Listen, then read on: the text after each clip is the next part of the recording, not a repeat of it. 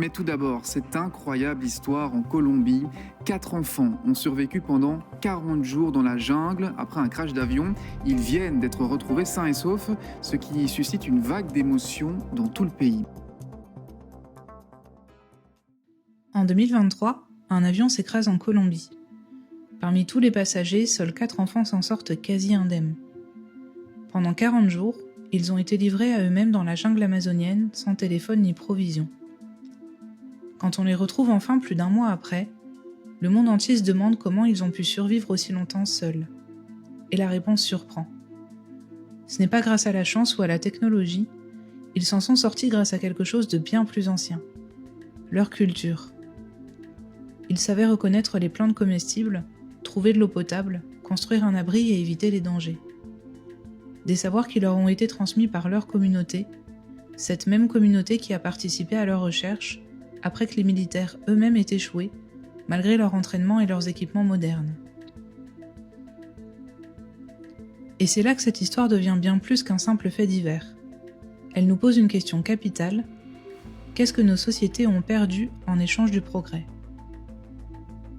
Pour répondre à cette question, je vous propose aujourd'hui de rencontrer notre astérisque du jour, à travers l'homme qui a consacré sa vie à préserver cette mémoire du monde, l'anthropologue canadien Wade Davis, et son roman « Pour ne pas disparaître ».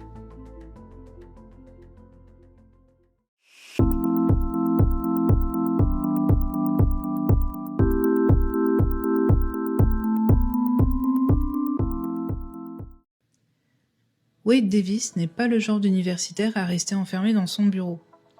Formé à Harvard, ce brillant anthropologue et ethnobotaniste a passé des années à explorer le monde pour National Geographic. De ses rencontres avec d'autres cultures qu'il a côtoyées pendant plus de 40 ans, il défend une idée essentielle. Le monde moderne ne peut pas se permettre de perdre la sagesse des traditions millénaires.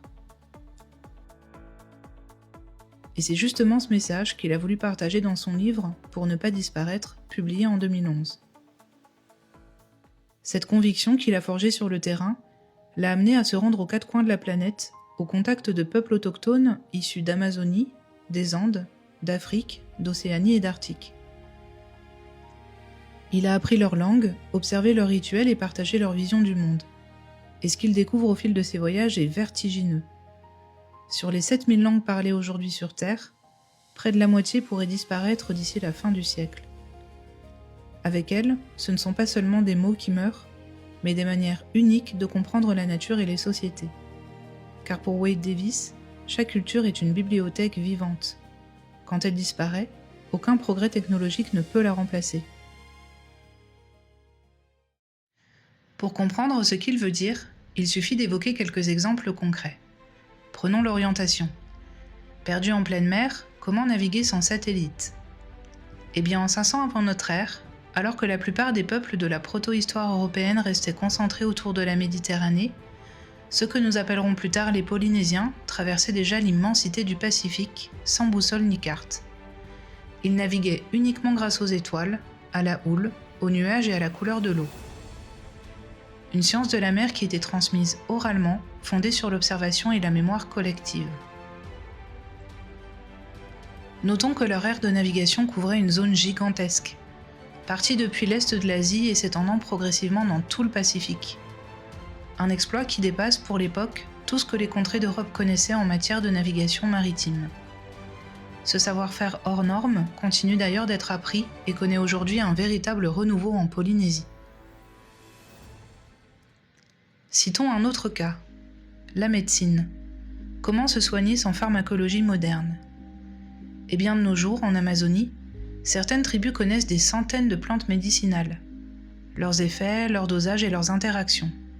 Des savoirs qu'elles ont affinés sur des générations et que la science actuelle commence à peine à comprendre. Et puis évidemment, terminons par une grande préoccupation du XXIe siècle.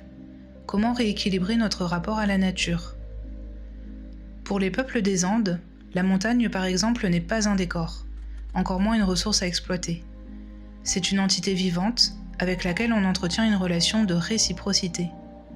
L'environnement n'est pas extérieur à l'humain, il fait partie de lui, et c'est pourquoi on apprend très tôt à le respecter. Alors à ce stade, maintenant que nous avons toutes ces informations, il peut être intéressant de se demander « et si demain tout s'arrêtait ? Plus d'électricité, plus de carburant ni d'internet. Qu'est-ce qu'il nous resterait vraiment ? Est-ce que nous saurions reconnaître une plante comestible ? Lire le ciel pour prévoir le temps ou trouver notre chemin sans carte ni écran ? On évolue dans un monde où en un clic, le savoir est partout. Mais paradoxalement, où très peu de connaissances sont réellement incarnées dans les corps et dans les mémoires.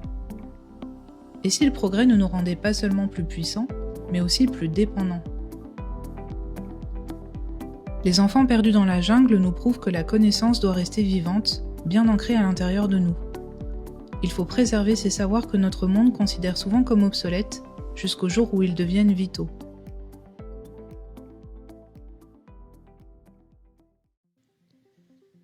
Pour conclure, on peut dire que Wade Davis nous invite à regarder notre propre société en face.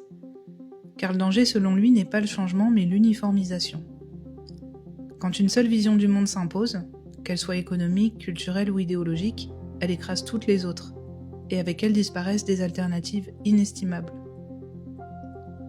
De nos jours, face à la crise climatique, à l'épuisement des ressources et à la perte des repères, le problème n'est peut-être pas que nous manquions de solutions, mais que nous ayons cessé d'écouter celles qui existent déjà. Le message du livre est clair. Préserver les cultures ancestrales, ce n'est pas refuser la modernité, c'est élargir notre perspective commune. Il ne s'agit pas de revenir en arrière, mais d'avancer autrement. Parce qu'une humanité qui ne pense que d'une seule manière est une humanité fragile. Alors la vraie question devient, quel futur voulons-nous construire ? Car il semble que la survie de notre espèce ne dépende pas uniquement de ce que nous inventerons demain, mais aussi de ce que nous choisissons de retenir aujourd'hui.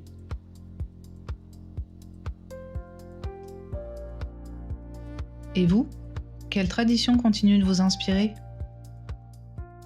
Dites-le en commentaire.